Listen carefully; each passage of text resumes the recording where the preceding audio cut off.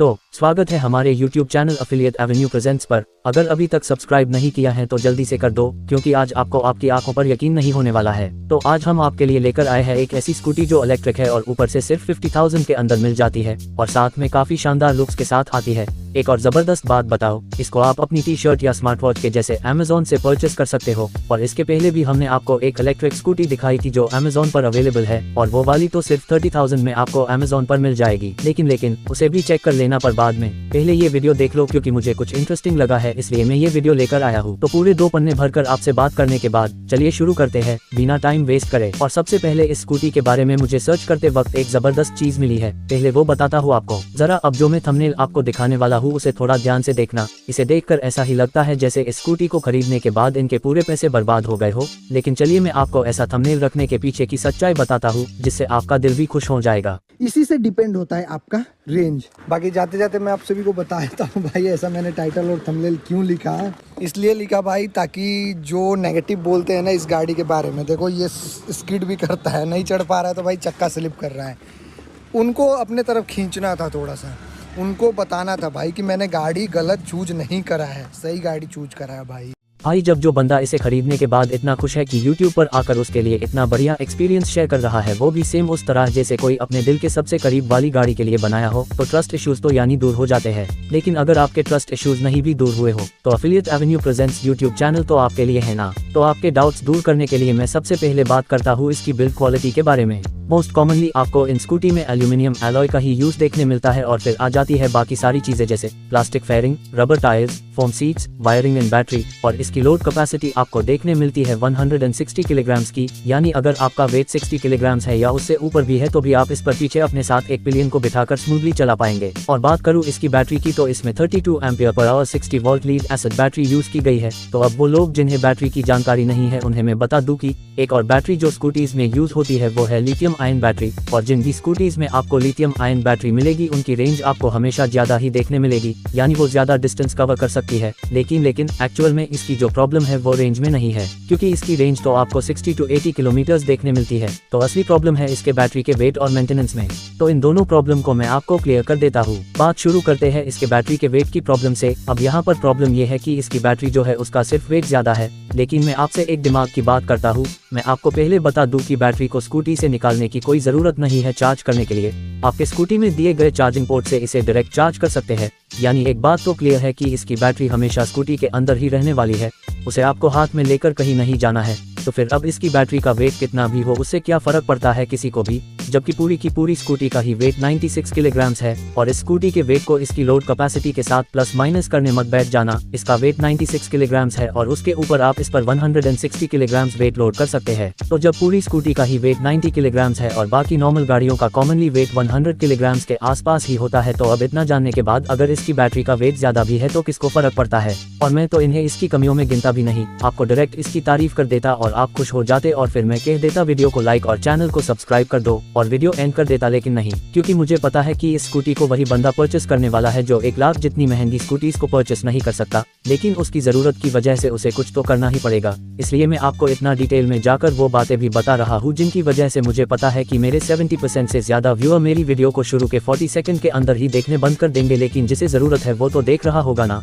तो उन्हीं के लिए मैंने ये वीडियो बनाई है, और देखो आपको तो बहुत मजा आने वाला है। सेकंड प्रॉब्लम मैंने आपको बताई थी इसकी बैटरी के मेंटेनेंस के बारे में। अब यहाँ पर प्रॉब्लम से मेरा मतलब ये नहीं है कि आपको यहाँ पर कोई चीज खराब देखने मिलेगी, बल्कि प्रॉब्लम से मेरा मतलब ये है कि आपको इसके मेंटेनेंस में इसके इलेक्ट्रोलाइट लेवल्स को चेक करना पड़ेगा। क्या कहा, इलेक्ट्रोलाइट क्या होता है? तो मैं सिंपल लैंग्वेज में समझाऊं तो आपको सिर्फ ये चेक करना है कि आपकी बैटरी में जो डिस्टिल्ड वाटर है वो कहीं खत्म तो नहीं होने वाला है। अगर आपको उसका लेवल कम मिलता है तो आपको बस अपनी बैटरी में डिस्टिल्ड वाटर फिल करना है और आपकी स्कूटी की बैटरी की मेंटेनेंस पूरी हो जाएंगी। कोई लोड लेने वाला काम नहीं है। और अगर मेरे पास वो बैटरी होती तो मैं आपको पूरी प्रोसेस करके भी बताता। और हाँ मेरे दोस्तों, मैं आपको एक बात बता दूं जिसका आपको सबसे खास ध्यान रखना है, भूलकर भी ये काम मत करना। और ये काम बस इतना है कि अपनी बैटरी को चार्ज करने के बाद ही डिस्टिल्ड वाटर को फिल करना जब भी आपकी स्कूटी की बैटरी का इलेक्ट्रोलाइट लेवल लो हो जाए। आपको बस टेंशन नहीं लेना है जब आप affiliate Avenue presents YouTube channel पर आए हैं। ये है इनका official customer care contact number. फर्क नहीं पड़ता कि आप किस सिटी में रहते हैं, आप इस नंबर पर कॉल कर अपनी स्कूटी की सर्विस के लिए टेक्नीशियन बुलवा सकते हैं और अपनी स्कूटी से रिलेटेड सारी जानकारी आप इस कस्टमर केयर नंबर पर कॉल करके ले सकते हो और वो आपकी पूरी हेल्प करेंगे। तो जो आपके सबसे बड़े डाउट्स थे के इस स्कूटी के बारे में वो तो मैंने क्लियर कर दिए है, और भी कोई डाउट अगर आपको सता रहा हो तो कमेंट सेक्शन में छोड़ दीजिए, मैं उसका सोल्यूशन आपको 24 आवर्स के अंदर देने की पूरी कोशिश करूंगा। तो इनके बाद आपको इस स्कूटी में और कोई चीज नहीं देखने मिलती है जिनके बारे में आपको चिंता करने की जरूरत पड़े, और इन दोनों चीजों की भी आपको चिंता नहीं करनी है। ये सिर्फ इसकी नॉर्मल जानकारी थी। जैसे पेट्रोल से चलने वाली स्कूटी का ऑयल हमें चेंज करवाना ही पड़ता है बेटर परफॉर्मेंस के लिए, वैसे ही मैंने आपको जो इलेक्ट्रोलाइट वाली बात बताई वो भी परफॉर्मेंस और लॉन्ग बैटरी लाइफ के लिए ही है। तो अब हम बढ़ते हैं इसके टायर्स की तरफ। तो ये इतने कम प्राइस रेंज में होने के बाद भी आपको इसमें बाकी स्कूटीज के जैसे 10 इंच के टायर्स ही देखने मिलते हैं, और मैं एक बार और कहना चाहूंगा कि इतना कम प्राइस होने के बाद भी आपको इसमें डिस्क ब्रेक्स देखने मिलते हैं। जी हाँ, आपको डिस्क ब्रेक भी मिलेगा, लेकिन सिर्फ फ्रंट टायर में। रेयर टायर में आपको ड्रम ब्रेक्स ही देखने मिलते हैं, जिससे कि आपको स्कूटी को कंट्रोल करना काफी आसान हो जाएगा। बात करते हैं इसके शॉक अब्जॉर्बर्स की, तो इसमें आपको स्मूथ शॉक अब्जॉर्बर्स देखने मिलते हैं, और जितना मैंने इसके बारे में सर्च करा है उसके हिसाब से इसके पिछले वाले शॉक अब्जॉर्बर या कहे तो सस्पेंशन अगले वाले सस्पेंशन से काफी स्मूथ काम करते हैं। अब मैं आपको स्कूटी के मोटर के बारे में बताता हूँ, यानी कि जो होने वाला है इस स्कूटी का इंजन। तो सबसे पहले तो आपको इसमें मिलती है 250 वॉट ब्रशलेस मोटर, और अगर ये मोटर किसी स्कूटी में यूज की जा रही है तो उसमें बहुत सी खूबियां भी होगी, लेकिन साथ ही साथ कुछ ऐसी बातें भी होगी जो इसके मजे को कम करने की कोशिश करेगी। अब वो लोग जिन्हें मोटर के बारे में बिल्कुल भी जानकारी नहीं है, तो उन्हें मैं आसान शब्दों में इसकी एक बात बताता हूँ जो आपको जानना जरूरी है अगर आप इस स्कूटी को परचेस करते हो। सबसे पहली बात तो कंपनी ने इस स्कूटी को नॉन आरटीओ व्हीकल बनाने की कोशिश करी है, यानी आपको इस स्कूटी को चलाने के लिए कोई भी लाइसेंस या दूसरे डॉक्यूमेंट्स की जरूरत नहीं है। अब ऐसी गाड़ी बनाने के लिए कंपनी को कुछ चीजों का पालन करना पड़ेगा, जैसे अगर आपको एक नॉन आरटीओ गाड़ी बनाना है तो उसमें 250 वॉट से ज्यादा की मोटर नहीं होनी चाहिए, और दूसरी बात की उसकी maximum speed 25 kilometre per hour से ज्यादा नहीं होनी चाहिए, तभी आप उस गाड़ी को बिना लाइसेंस या बिना किसी डॉक्यूमेंट के चला सकते हैं। बस यही दो बातें हैं जो आपके मजे को कम करने की कोशिश करती है, लेकिन इसमें जो बाकी चीजें हैं जो आपको खुश करने वाली है वो ये है कि ब्रशलेस डीसी मोटर जानी जाती है अपनी सबसे हाई एफिशिएंसी और सबसे कम पावर कंजम्पशन, यानी सबसे कम बिजली खपत के कारण। दूसरी बात यह है कि ये कोई भी सिर में चुभने वाली आवाज नहीं करती है, ये बिल्कुल शांत और स्मूथली चलने के लिए जानी जाती है। तीसरा फायदा यह है कि इसका मेंटेनेंस दूसरी मोटर के मुकाबले कम में हो जाता है, और चौथी बात यह है कि ये मोटर्स आपको वाटरप्रूफ भी देखने मिलती है। हाँ, अगर इसे पूरा ही पानी में डूबा दोगे तो शायद इसके सिस्टम में खराबी आ सकती है, लेकिन ना तो बारिश में चलाने से और ना ही पानी से भरे रास्तों पर चलाने में कोई प्रॉब्लम होगी। अब मेरे उन दोस्तों को बता दूं जो हिली एरियाज में रहते हैं, यानी पहाड़ी एरियाज में रहते हैं, तो आपको वहां पर एक हाई पावर मोटर वाली स्कूटी की तरफ जाना चाहिए जो आपके लिए सेफ रहेगा। लेकिन जिन्हें इसे सिटीज में यूज करना है, जैसे ऑफिस जाने के लिए या मार्केट या ट्यूशन या घर का कुछ बेसिक काम करने के लिए, जैसे गैस सिलेंडर या ग्रोसरीज लाना हो, वो सभी काम ये नॉर्मल पेट्रोल स्कूटीज के जैसे आसानी से कर देगी। अब प्रैक्टिकलिटी की बात आ ही गई है, यानी ये क्या क्या काम कर सकती है, तो मैं आपको एक बार इसके सभी स्टोरेज एरियाज दिखा देता हूँ। सबसे पहले मैं इसके अंडर सीट स्टोरेज एरिया के बारे में बता देता हूँ। तो जहाँ बाकी कंपनीज यहाँ पर स्टोरेज देने की जगह पर बैटरी फिट कर देती है, वहाँ इस स्कूटी में आपको काफी अच्छी स्टोरेज देखने मिलती है।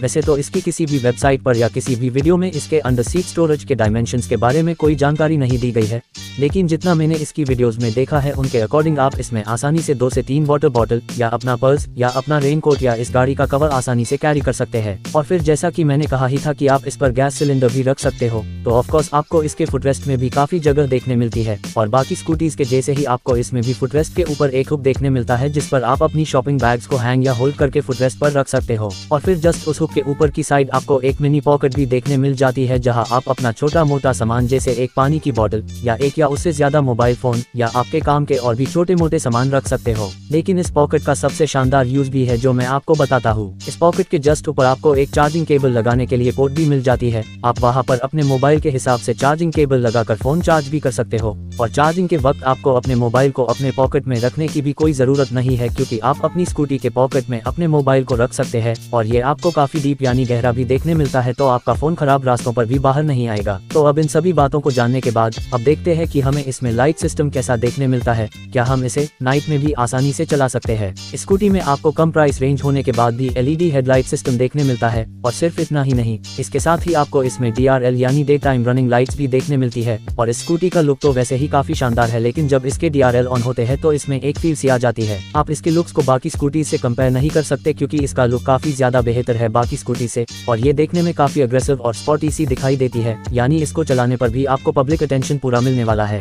और इसमें आपको जितने भी फीचर्स मिलते हैं वो सभी मैं आपको एक बार अच्छे से बता देता हूँ। तो इसमें आपको ये सारे फीचर्स देखने मिलते हैं। Handle locking with anti theft alarm, यानी हैंडल लॉक करने के बाद या इसकी चाबी से इसे लॉक करने के बाद, जी हाँ, इसकी चाबी से भी आप सिर्फ एक बटन प्रेस करके इसे लॉक या अनलॉक कर सकते हो, बिल्कुल कार के जैसे। तो इसे लॉक करने के बाद अगर कोई इसे हाथ लगाता है तो इस स्कूटी का अलार्म ऑन हो जाएगा और अलार्म में भी आपको 3 मोड्स देखने मिलते हैं। और मैं आपको एक वीडियो भी दिखा देता हूँ ताकि आपको अच्छे से समझ में आ जाए कि ये कैसे काम करता है। अपनी टेक्नोलॉजी का सबसे बेस्ट एंटी थेफ्ट सिस्टम। ठीक है, वो इस रिमोट लॉक से, सिर्फ इस रिमोट लॉक से मैं अपनी गाड़ी रिमोट करूंगा। ठीक है, हैंड लॉक नहीं, देखिए आप, हैंड लॉक नहीं है। ठीक है। अब कोई से लेकर चलना चाहेगा तो मजाल नहीं जो इसको दिख जाए आगे, देखिए ये चाबी है, ये मजाल नहीं जो दिख जाए इसको लेकर, पूरी जान लगा रहा हूँ। और अगर चुराना चाहेगा तो चुरा नहीं सकता, आगे बढ़ेगी नहीं वो। ये देखिए, वो देखो लॉक हो गया भैया, अपने आप लॉक, रिमोट से लॉक हो गया भैया। जब तक कि आप इसे अनलॉक नहीं कर देंगे तो अब देखिए, अब बढ़ेगी आगे।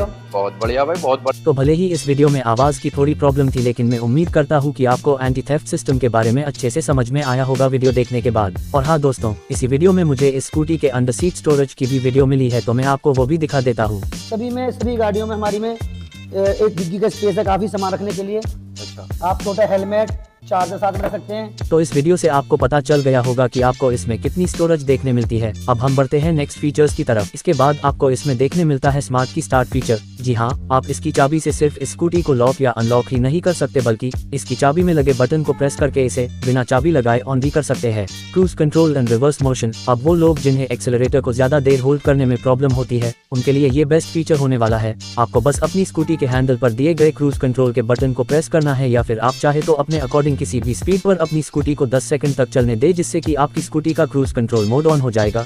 यानी कि आपने जिस भी स्पीड पर क्रूज कंट्रोल को ऑन किया होगा, आपकी स्कूटी उसी स्पीड पर बिना एक्सेलरेटर दिए चलती रहेगी। और इसे ऑफ करने के लिए आपको सिर्फ ब्रेक का यूज करना है, या फिर आप चाहे तो क्रूज कंट्रोल वाले बटन को फिर से प्रेस कर सकते हो। अब बात करते हैं रिवर्स मोशन वाले फीचर की। तो वो लोग जिन्हें अपनी स्कूटी को रिवर्स करने में प्रॉब्लम होती है, जैसे अगर पैर में चोट लगी है, या अगर कोई बुजुर्ग इस स्कूटी को चला रहे हो और उन्हें स्कूटी को पीछे करने में दिक्कत होती है, तो आप सिर्फ इस स्कूटी के हैंडल पर दिए गए रिवर्स बटन को प्रेस कर दीजिए, जिससे कि आपकी स्कूटी अब एक्सेलरेटर देने पर रिवर्स में चलना शुरू कर देगी। और इसे बंद करने के लिए आपको सिर्फ रिवर्स बटन को फिर से प्रेस करना है। तो कहीं इतने सारे फीचर्स के बारे में सुनकर भूल तो नहीं गए? ये स्कूटी सिर्फ 50,000 रुपीज में आपको मिल जाती है, वो भी बिना किसी लाइसेंस या अदर डॉक्यूमेंट्स के। चलिए, अब इतनी सारी मजेदार बातें आपने जान ही ली है, तो एक और मजेदार बात आपको बताता हूँ, जो होने वाली है इसके चार्जिंग टाइम के बारे में, यानी कि ये कितनी देर में चार्ज हो जाती है। तो दोस्तों, घबराने की जरूरत नहीं है, ये भी बाकी स्कूटीज के जैसे सिर्फ 3 से 4 घंटे में फुल चार्ज हो जाती है। तो ये थी इस स्कूटी के बारे में लास्ट इन्फॉर्मेशन। इसकी Amazon लिंक आपको डिस्क्रिप्शन में मिल जाएगी।